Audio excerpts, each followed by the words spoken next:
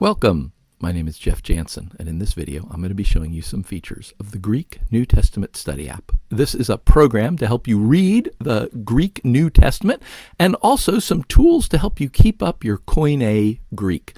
It's available on all the major operating systems. You can find it in the app stores, both for Android and Apple. Also, there are installers for Windows, Macintosh, and Linux at the website claypotfrog.com, and you can see the link there at the bottom of the screen. If you go there, you can get installers for desktops, and also there's links that'll take you to the various Play stores for the mobile operating systems if you want to get it that way.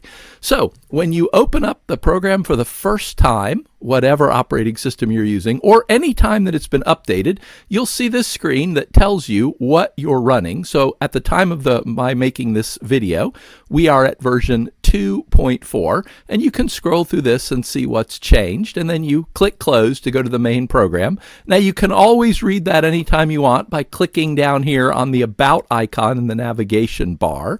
There is an extensive help system here, which has lots of pictures and will tell you all about how the program works and all the various things that there are in there.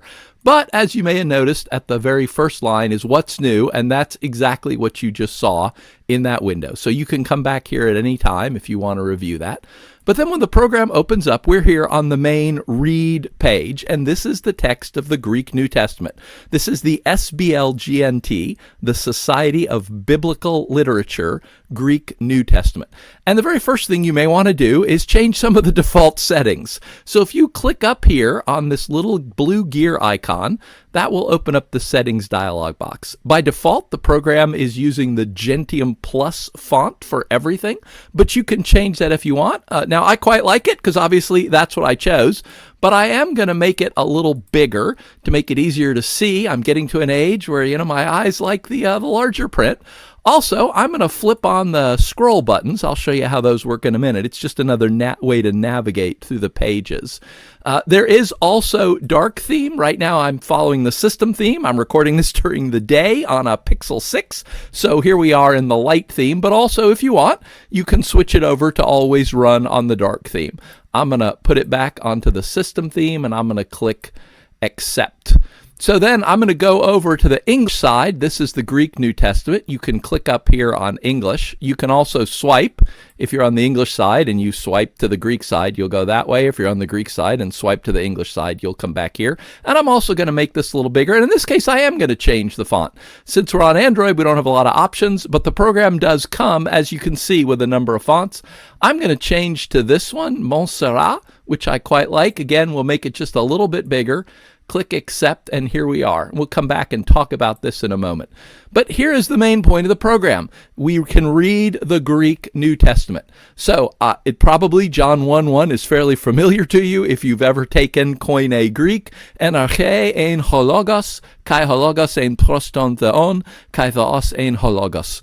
Now, as you're reading this, if you come across words you don't know, for example, let's assume down here in verse 5, you come to the end, kai he skotia autou ou kateleben, and you're not sure about the kateleben, you can click on any word, and it will bring up this blue box, which will give you the base form. So this comes from the dictionary word katalambano. It gives you a simple gloss for the word, and then it parses it. So this is a verb, obviously, katalambano. It's the aorist active indicative third person singular. Hopefully, with that information, that will help you to do the translation. Also, if you're interested, this shows you how often the word appears in any form, anywhere in the Greek New Testament. So katalambano is, it is not the only time it ever appears, but it does only appear 15 times. You would easily be forgiven, especially in your first couple of years of Greek, if you don't recognize this one. So you can get away from this at any time. Just click away somewhere else and it'll go away. Or if you start to scroll, it will also go away. But if you click on this blue box itself, then this will take you to the details page for that word. So you notice we have a whole bunch of other information here. Here's that same gloss we just saw, and the part of speech, it's a verb. But for any verb that it appears 10 or more times in the Greek New Testament, you'll have all the principal parts, so you can see them here. We can look at all the occurrences of this word, we can look at all the forms, we can add a note, and we can add it to a vocabulary list. Any of these lines can be clicked on. So for instance, I can click here on the gloss, and here I could change the gloss if I wanted. I don't want to, so I'm just going to click the back arrow to go back. But same thing, if I wanted to change the principal parts or do that, I could go through that. I could add a note to myself. Now this is just for you. It doesn't appear anywhere else, but I could add a note about this word if I like. We'll talk about vocabulary later when we get to the vocabulary section. But if you click on the line that says 15 occurrences, then here are every verse where this word appears. You can click on any of these lines individually and open them up. You can also click this blue plus here in the upper right. It changes to a minus, and now they're all opened up. You can see the word in whatever its form is highlighted for you in this goldenrod color. Now, if you want to close these, obviously you can click the minus, and that will close all of them. Or if you have a few of them open and you want to close them, you can click and hold, and that's important. Click and hold on the line, and notice these lines now close as I click and hold. If you just click, and I'm going to do that here on the John 12:35, then the program is going to take you to that word, that place right there. So notice, here we are in John 12, verse 35. And again, the word is highlighted. And it's actually highlighted everywhere in this book. So as we saw, if I go back here and click on it again, we go back into occurrences. We saw there's actually 4 places where this occurs. And so if I go here to John 1, then sure enough, there it is, and it's highlighted. You can scroll through just like you would expect in any mobile application, or there are menu bars up here. Let's go to John 8, because that's where it said it appeared a couple times, and sure enough, there it is, and you notice that they're highlighted. There's also now this back arrow that's lit up. What that means is if we click on that, it will take us back to this list, so we don't have to navigate our way through the way I did before. There's still a back arrow here, and that's going to take us back to this page. I call this the details page. Let's click on the forms line, and this shows you all the different forms that this word appears in. So we were looking at this one, the aorist active indicative, kateleben, and if you click on any of these lines, and generally, not always, but generally in the program, if something is in blue, you can click on it. I'm going to click here on kateleben, and we find out actually there's 2 places where this appears. It appears in John 1:5, and also this exact same form appears in Revelation 9:30. But again, notice we're only now seeing kateleben from katalambano, whereas if we go back and click on occurrences, now we're seeing all the possible occurrences of katalambano. So I'm going to go back to the read page now by clicking on the read icon, and I'm going to go back to chapter 1 by clicking on where it says 8. That's our chapters. Again, you can scroll through this. If you know about John, you know it has 21 chapters. Let's go back though to chapter 1 where we started out, Enarchein Hologos. You're reading along, you can click on words if you're not sure about Scotia, etc. Oh, that's darkness. And the darkness did not overcome it, conquer it, seize hold of it, something like that. Also, as you're reading, you have an English translation. So I'm going to click up here on the English. These track together as you move through the English. So now we're getting down here towards the end of John 1, John 1:47. If I come over here to Greek, you notice here we are as well. We're tracking along. So the English side is what's called the Lexham English Bible, and it is a translation of the Greek New Testament by the Society of Biblical Literature. So they have attempted to make a fairly literal translation. And as you might notice, there's some clues, some translator's notes that can help you with translation. So for instance, anytime you see something in brackets and italics, that means that word does not appear in the Greek translation. It's in the Greek text itself. Let's go back over here to John 1:3, and you notice panta diautou. That panta is all. It doesn't actually say all things, but again, if you're a little familiar with Greek, then you know that this is a real easy way. Just put it in the neuter and you don't have to say all things. You can just leave the all. So the translators have supplied that. Also, anything that is underlined means that they've had to render that in some sort of idiom, that the Greek translation isn't literally whose name is, it's something else. And if you notice all of these blue ampersands, those allow you to access the translator's notes. Anything that's listed as an idiom, it's underlined like this, there will always be a translator's note. So let's click on this blue ampersand, and it tells us, okay, in Greek, this actually says, a man came sent from God, the name to him, John. So, but there's other translators' notes here.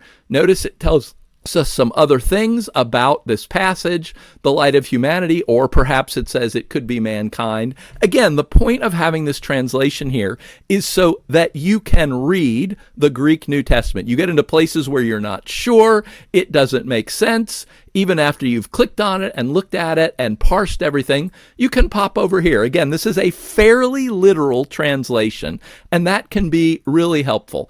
You navigate chapters, as we said here with this menu, the chapter menu. If you want to change books, you click on the book name, just like you would expect. So if we want to go, let's say, look at Colossians, let's scroll down and click on Colossians, and now we're in Colossians chapter 1. This is the main part of the program. Oh, but there is lots more.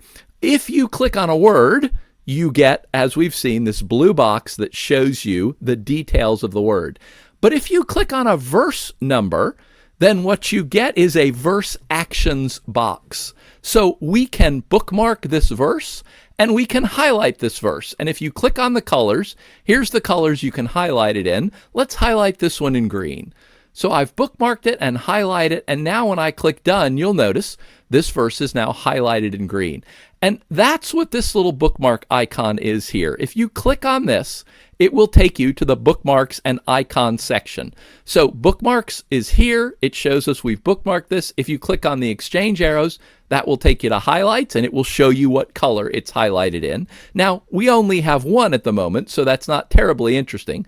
But you can click here on the highlights, or you can click on the bookmarks, and it would take you there. Let's do a couple others. Let's go to Philippians chapter 1, and let's bookmark it, and let's highlight it in blue.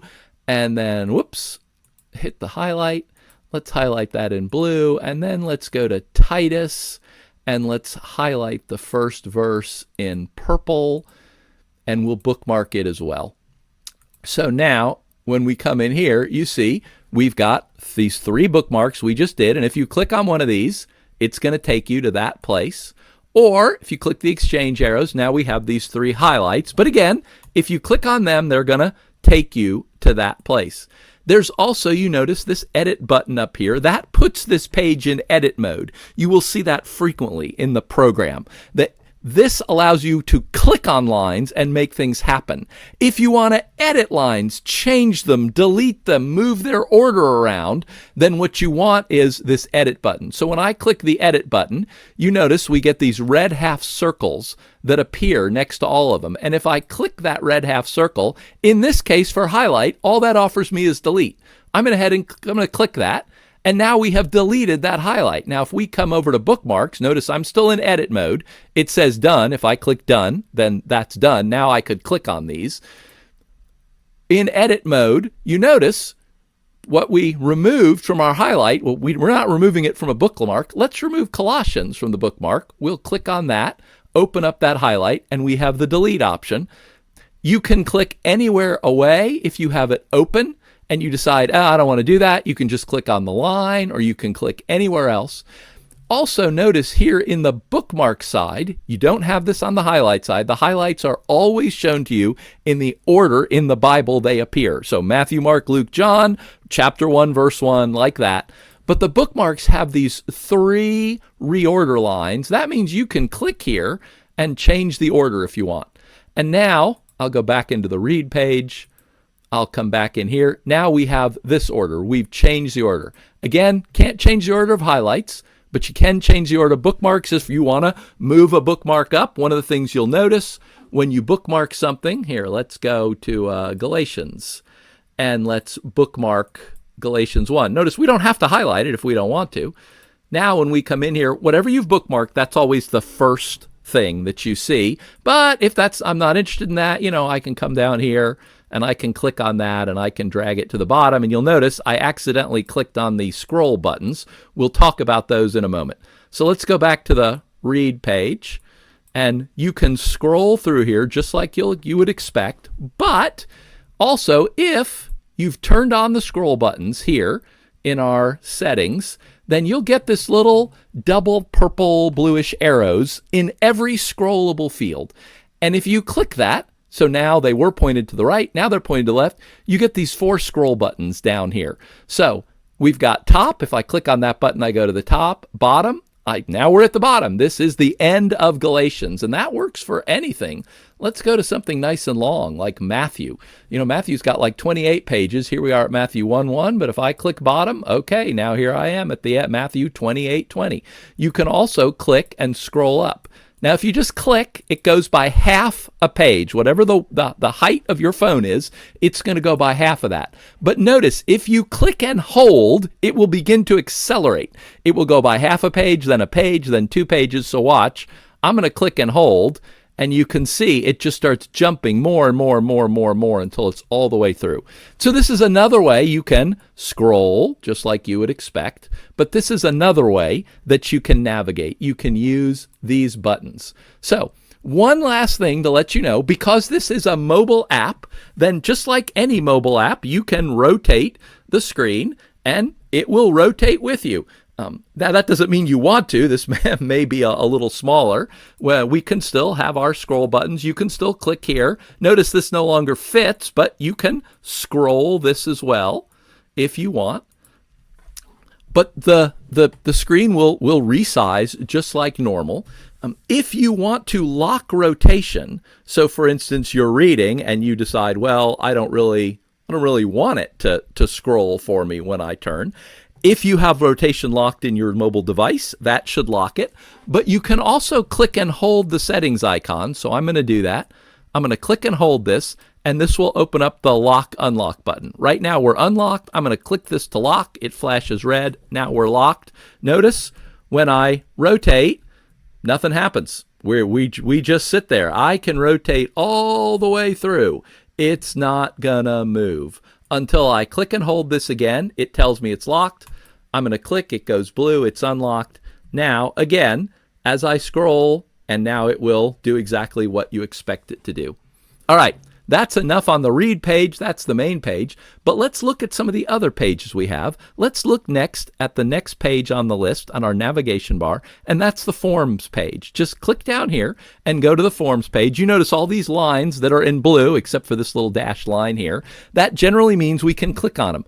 All of these below the dash lines are just forms you can look at. So if you're studying Greek, you've studied omega verbs. That's probably the first verbal form you studied. If we click on that, it simply takes us to all these different parts of the omega verb parsing. And you can click on any of these and open them up. So here's the present active. And if you have a textbook, you probably know this. Luo, lues, lue, luamen, luete, luusi. This is how we remember it. Now, because we're in portrait mode, they have to sort of line up this way. There's not enough room. This is a case where you might want to spin your device over because it'll flip and show them to you in a way probably you're more used to in your textbook. So all of these forms are static. You can scroll through them. We've got scroll buttons here, just like we did before. If we want to look at our aorist, we can click down at our aorist active. and look through that. If we don't like the scroll buttons in our way, we can click on that and go through. Just like on the details page, you can close this by clicking and holding, and it will close. Now, clicking on it, which I'm doing right now, does absolutely nothing, totally static. But if you click and hold after a second, it will close back up for you. So let's click the back button. One other thing on this page is the verb forms review. This is a tutor. If we click on this, it takes you and shows you can review your Greek verbal forms. So right now we're reviewing Greek verb forms. This would be like what would be in your textbook. We can also review New Testament verbs, meaning these are all verbs that are found in the New Testament. Let's do verb forms first. We will choose luo, the standard omega verb, but we could also look at poieo if you've studied the contract verbs. And then notice when we're in poieo, all we're going to look at is the perfect and the imperfect for tense, because other than that, it's totally regular. Whereas if we're looking at luo, now we can see everything. You've got to choose at least one from the tense, at least one from the voice, and at least one from the mood. You can choose them all. If you want to see every possible one in luo, you can. I'm going to click the reset button to get rid of all those. Let's just do our present active indicative. Once you've chosen at least one from each of these three, click the study button, and it will simply present you with the form. Luo, what is that? Well, that's the present active indicative, first person singular. Click anywhere in here, and it will tell you that's the present active indicative, first person singular. And it's the present active subjunctive. Now, we weren't looking for those, but the program is just telling you what all the possibilities are. Click again anywhere in here to see another one. Lucy, what is that? That's the present active indicative, third person plural. And if you're thinking about it, it's also a participle. This is the participle form in both the masculine and the neuter. But you see, you click, now you get the next possible one, luomen. Oh, that's present active indicative, first person plural. You click again to check yourself. You can go back if you want to, but it isn't keeping score or anything. It's just showing them to you, and it'll show them to you randomly. If I go through and reset and said, I want to try out my aorist passive indicatives, and we say study, and here, luthete. Okay, if we go out and come back into study, it's just randomly picking them. I say that, and then it shows you exactly the same one again. There we go, lutheson. So, that's aorist, passive, indicative, third person plural. Again, click anywhere to see it. It's not scoring you. There's nothing you do here. It's just showing them to you. So that's our forms page. You can look at all the forms, verbs, nouns, everything. You can go through and see all these different kinds of adjectives, all these different kinds of pronouns, and you can test yourself on verbs. You can say, okay, I'm going to test myself on actual New Testament verbs in the present active indicative. And we click study, and boom, tithemi, because again, you're getting all possible present active indicative verbs. Hopefully you know that this is present active indicative, first person singular of the me verb, tithemi. If you haven't gotten to those yet, you can always change this from all verbs and say, oh no, I only know the omega verbs. Anyway, the point is, here's a way for you to study, test, and practice. All right, let's go on to the next field, the next item down here in our navigation bar, and that's vocabulary. Now, this is really one of the reasons I created the program, was to help me study vocabulary. So you'll notice there are a number of vocabulary lists here already. There's a number of frequency lists, and then there's a number of common first year Greek books, and also here in our in the Daily Dose of Greek, if you know that, here is the second year Greek book from Dr. Plummer and his associates.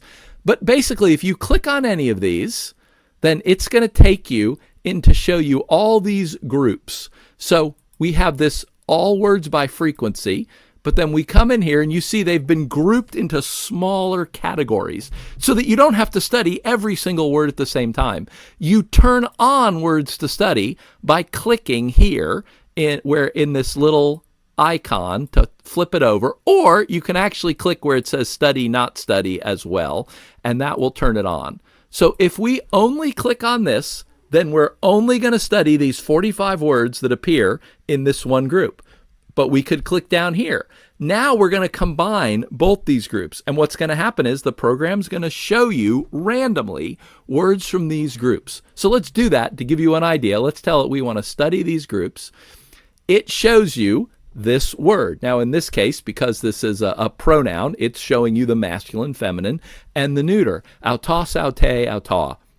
You think to yourself, oh, sure, I know what that is. That's the pronoun he, or it's the intensive reflexive pronoun himself. When you think you know what it is, go ahead and click. Sure, there it is. He, she, it, they, them, same, and it tells you how many times there are. Down here, if you're interested, you can click on this and it will go to this. It's the same details page as we saw on the main page of our program. But if you click back, now we'll go back to where we were. Notice vocabulary is still highlighted here. And here's really the main part of the program down here. These 4 colored icons. The one at the left is always going to say again. And then after that, it's always going to start 1, 2, and 4.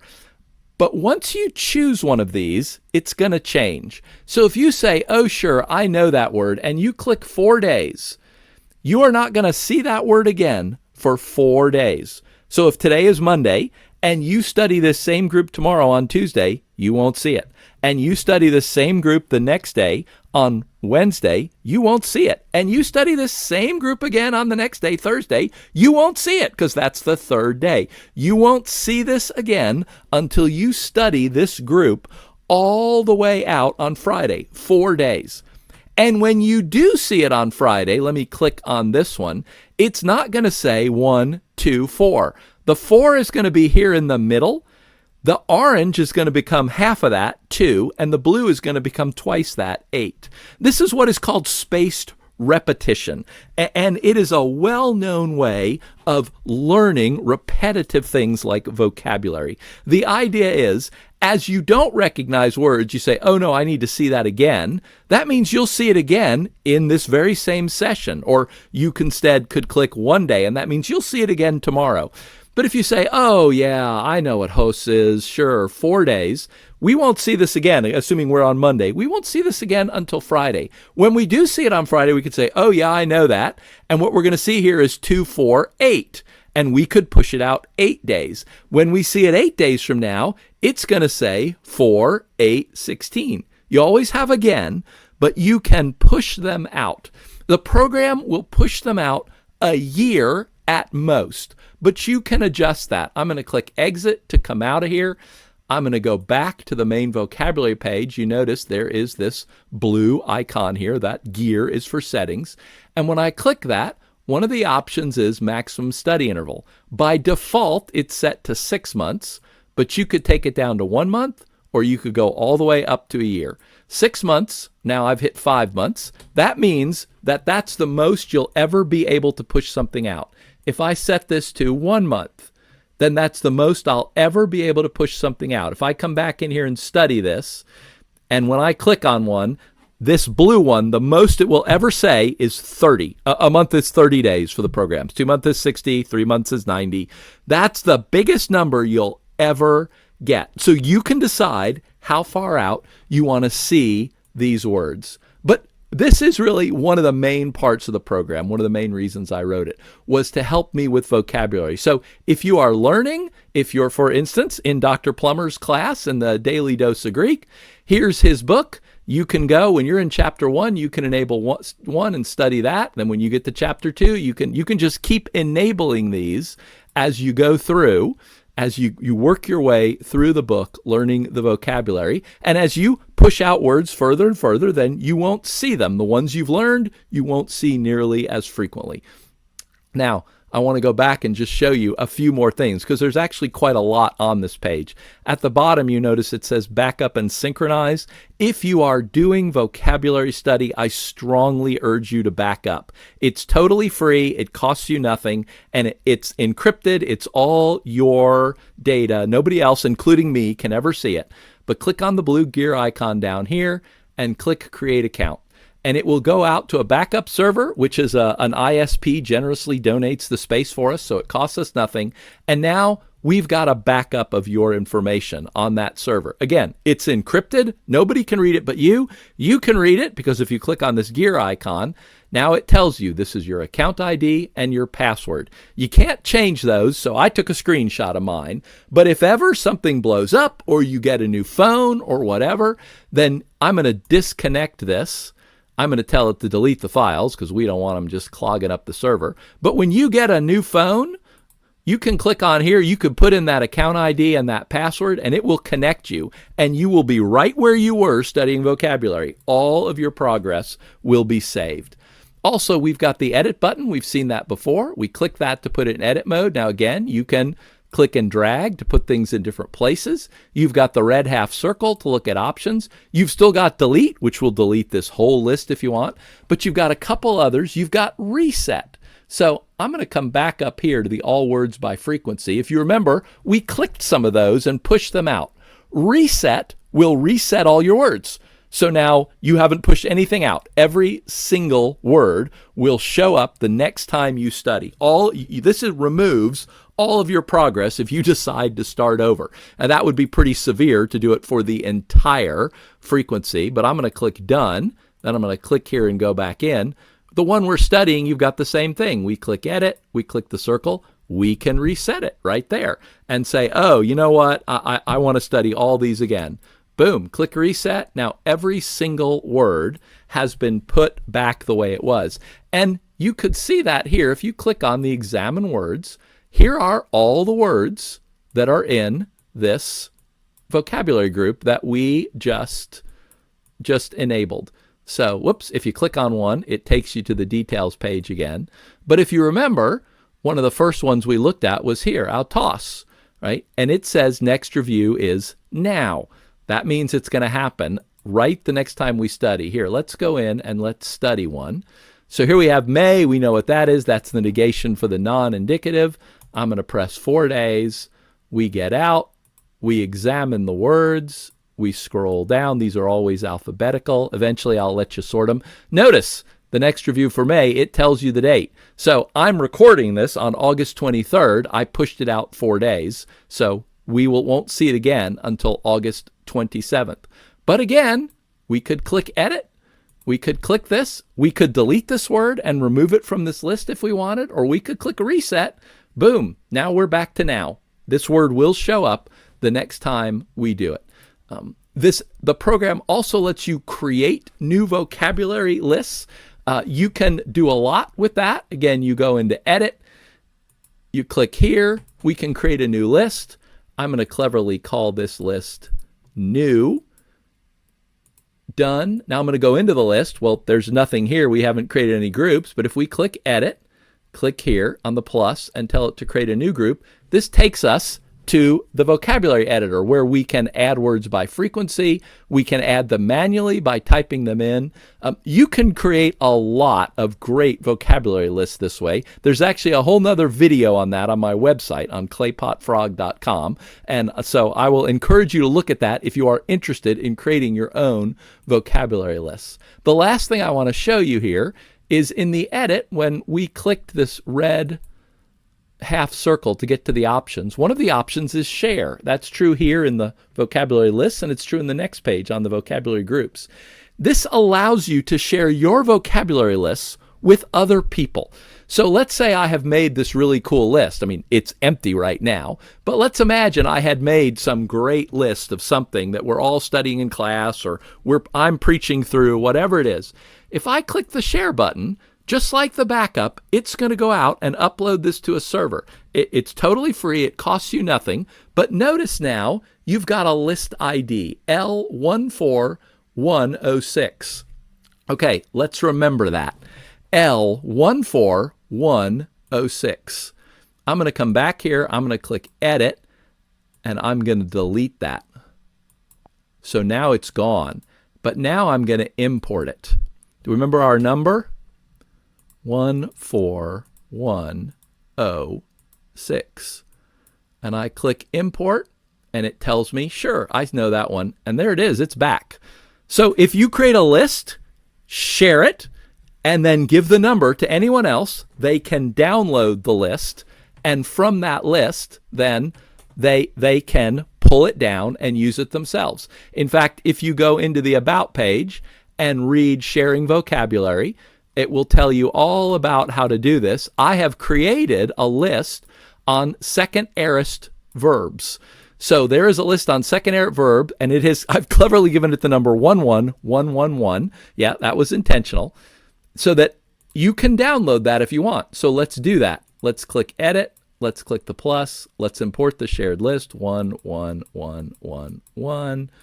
Click Import. It goes out, says, okay, yeah, I found that. And now here we have the second aorist verbs. And we could go through, and you can look at these, and we could study. These are all the second aorist verbs for any verb down to 10. So there's two groups, 1, 50 or more times. Not that the second aorist appears that many times, but the verb appears that many times in the New Testament. And then one of verbs that appear 10 to 50 times. And you could go through and add more. You could add every second aorist verb if you wanted, and then you could share that and pass that number out to people. Also, if you've shared, you'll notice this blue cloud icon has now lit up. It wasn't lit before. If you've shared a list, then you can delete it. No one else can except you who've shared it. So I'm going to click Edit. I'm going to click the red circle. Sure enough, I've got a delete button. I'm going to click it. It's going to say, hey, are you sure? Because when it's gone, it's gone. Yep, I want it to go away. So now, boom, it's gone. So if we type that number in again, we're not going to get anything. And notice it's no longer lit up because you no longer have anything shared. So that's the vocabulary page. Again, I'd encourage you to read about vocabulary. You notice there's a lot in here: reviewing vocabulary, creating vocabulary, editing vocabulary, sharing vocabulary, vocabulary warnings. There's a lot in the program that you can do with vocabulary. But let's go on and talk about search. The program also allows you to search for words. You can search for Greek words, or you can search for Greek forms, that is like aorist and things like that. Greek words would be the dictionary one. The forms would be any form, or you can search for English definitions. So to illustrate the difference, do you remember we had kata lambano, which came from lambano. So if I type in, and this is an English keyboard, but it will transliterate, I'm going to type in L-A-M. After you've typed a couple, it'll start going. And here we are, sure enough. This is all the words that begin with lambda, alpha, mu. We can see there's 7 of them in the Greek New Testament. Right now, we're sorting alphabetically, but we could also change that to sort by count. So we want to see the most common ones more. And if you click on these, you're going to go to that good old details page that shows you all the information, and then you could go back and look at the forms. You can click the back buttons to get there, or you could click the search button to get there. But do you remember that what we were looking at was katelebon? So let's type that in. K-A-T-E, whoops. Didn't quite get that, did I? K-A-T-E-L. Notice there's no katelebon here because there's no word katelebon. The word, if you will remember, is kata lambano. So sure enough, if I type in the English K-A-T-A-L-A-M, that gets transliterated into the Greek kappa, alpha, tau, alpha, lambda, alpha, mu. Yeah, there is that word. So let's go back. Let's do our katelebon again. Nothing here. And let's change it from Greek words to Greek forms. Now notice there are a number of forms in Greek. They're not dictionary words, but they're forms, they're parsings that are spelled this way. And sure enough, one of them here is katalambano. So that's the difference between forms and words. Words is dictionary words, head words. Forms is anything, anywhere in the Greek New Testament. And you also can change whether you're looking at it at the beginning, you're looking at it anywhere, which obviously anywhere would still get us at the beginning, or ends with. You notice nothing ends with katel. That kind of makes sense. But if you are interested in omega me verbs, and you'll notice, yeah, actually, we have a bunch of those. You can get rid of the keyboard simply. So the keyboard is up when we're here. If you click on one of these, you'll actually go into it. If you want to get rid of the keyboard, just click somewhere else, or just sort of swipe and it'll go away. So you can see all these. Again, we can change how we view them. Also, you've got the wildcard search. This allows you to use not just the Greek letters, but also to use the question mark and the brackets if you want to do more, much more difficult searches. Again, I will say to you, go look in the About page under searching, and it will explain all that, or there's also a video on searching you can watch to see that. Now, let's go back to Greek words. Let's type in GN, which is going to be, GIN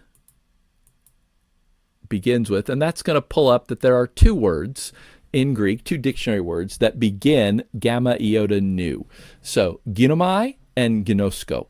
Now, normally you'll notice this says open in details here in this little circle, and that means when we click on one, we go to the details. But if you click on this, it gives you some other options. You can add the word to vocabulary, or you can add all the words to vocabulary. This means when we click on them, we're not going to open them up in details. We're going to add them to a vocabulary list. So to do that, let's create a vocabulary list. Let's say we're interested in this. We have this new one already.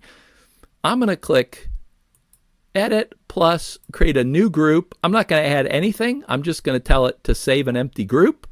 And now I've got an empty group. I can rename it by clicking on Edit and then clicking on the name and saying, wow, that's not a good name at all, right? Let's come up with something way cooler. Let's call that New, because I really like new. So now we've got the new list and the new group. And notice also you've got this star. Next to every single vocabulary group, you have a star. If you highlight that star, you make it a target for adding words. So notice I've highlighted this. Let's come back to our search page. Let's click on here, and let's say we want to add all the words to vocabulary. When I click on either of these words, it's going to give me an option. It'll give me the option to add them to the creator field, which I can use later. Again, go read about how to make vocabulary lists. Or I can add them to the new list that I targeted. So I'm going to say add them to new. Now if we come into vocabulary and go into new, notice we have two words here. We've just added these two words. So, you know, if you're reading along somewhere, if you're going through, let's say you're on the read page and you're going through Matthew and you come across words you want to remember, well, make yourself a list, star it, and then as you're going through here and you're like, oh, wow, I want to remember Yosef, that would be Joseph. When you click here, it's got add word to vocabulary, just like we saw in the search page. When you click on this, you're going to get this same option. You can add them to the creator field, which allows you to deal with them later, or we're going to click new. That means when we come in here to our new group that we starred, sure enough, we've added that word. You can star as many groups as you want. So, you know, I can come through and star both of these Eris groups as well. And that means when I'm reading something, or what is that? Oh, right, that's a dream. I'm going to add that word. There it is. You're always going to have the creator field because that's always an option. But then any of them that you've starred are going to appear here. And they're going to appear in the order they appear in the vocabulary list. I'm going to click away from this because I don't want to do any of that. So, you know, if you click either on the header or you click somewhere up here, it's not going to add anything. But notice they're going to appear in this order. Since second aorist verbs is my first one, then I'm going to get these two first. Since new is the next one, if I was to come down here into all miscellaneous by frequency and star one of these, then you'll notice when I click on one and I go in and I say add to vocabulary, it's going to appear at the bottom because that's the order it's in. You can't rearrange this. It just always appears in that order. But of course, you can rearrange this. So I could say, you know, I want to put the all miscellaneous by frequency on top. Now, when I come through here and click on a word and say, yeah, I'm going to add that to vocabulary list, notice it's in the first position because I added its list to the first position. So this allows you to create vocabulary words as you're going along through the program. Again, check out creating vocabulary here in the help or go watch the video if you want to get more information. And that, in fact, then is the last thing I'll show you again, the help. There is a ton of information in here. If you are wondering about something, how does the details page work? When I'm reviewing my vocabulary, what are vocabulary warnings? You will find all of it in here. And you will find links to the other videos that I've made so you can watch, oh, here's how the search page works. Here's the things I can do. So, wow, that was a lot. Thanks for hanging in there and listening with me. There's plenty more if you want to go through the help page, but I think that's enough to get you started. I hope that this helps you read and love reading your Greek New Testament.